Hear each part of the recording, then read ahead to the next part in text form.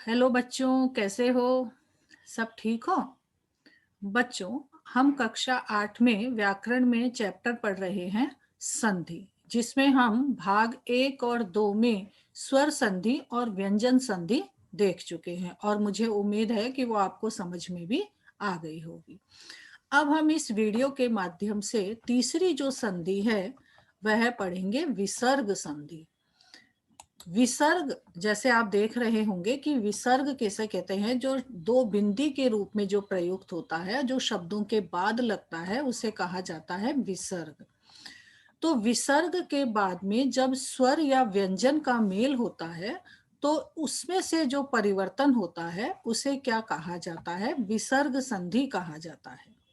जैसे देखिए, निहि प्लस धन, तो इसमें जो है इसकी जो ध्वनि आती है वह ह की तरह से आती है, ये आपको ध्यान रखना है। निह प्लस धन, तो इसका क्या हो गया है? निर्धन। जैसे मनः प्लस हर, तो क्या हो गया है? मनोहर। तो विसर्ग का इसके जो नियम है, विसर्ग का श स में परिवर्तन हो जाता है। विसर्ग के बाद में अगर च या छ हो तो वह श में परिवर्तित हो जाता है। विसर्ग के बाद में यदि क, ख, ट, ठ, प, फ होता है तो वह श में परिवर्तन हो जाता है। और विसर्ग के बाद में यदि त या था हो तो वह स में परिवर्तित हो जाता है। ये क्या है? इसके नियम होते हैं। जैसे देखिए, विसर्ग का, आप देखिए, आप स में परिवर्तन, जैसे देखिए विसर्ग के बाद में अगर छ है, ठीक है, तो वह किस में परिवर्तन हो जाएगा? श में। तो निहि प्लस छल, तो क्या बन गया है? निश्चल। निहि प्लस तेज क्या बन गया है? निस्तेज। निहि प्लस पक्ष निष्पक्ष।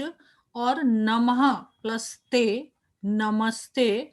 दुहु प्लस कर दुष्कर। और दुहु प्लस कर्म दुष्कर्म। उसी प्रकार से देखिए अगला नियम, विसर्ग का र में परिवर्तन होना, कि विसर्ग से पहले अ या आ के अतिरिक्त कोई अन्य स्वर होना चाहिए और बाद में कोई स्वर हो, या फिर किसी वर्ग का तीसरा, चौथा या पांचवा वर्ण हो, या य, र, ल, व, ह में से कोई भी वर्ण हो, तो विसर्ग र में परिवर्तित हो जाता है।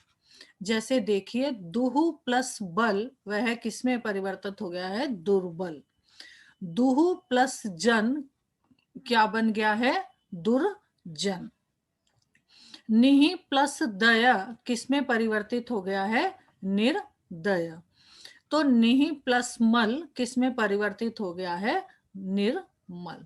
तो इस प्रकार से हम अगला नियम देख लेते हैं, विसर्ग का ओ में परिवर्तन होना, कि विसर्ग से पहले अ होना चाहिए और बाद में अ, आ या किसी वर्ग का तीसरा, चौथा या पांचवा वर्ण होना चाहिए, या य, र, ल, व, ह में से कोई वर्ण होना चाहिए, तो विसर्ग ओ में परिवर्तित हो जाता है।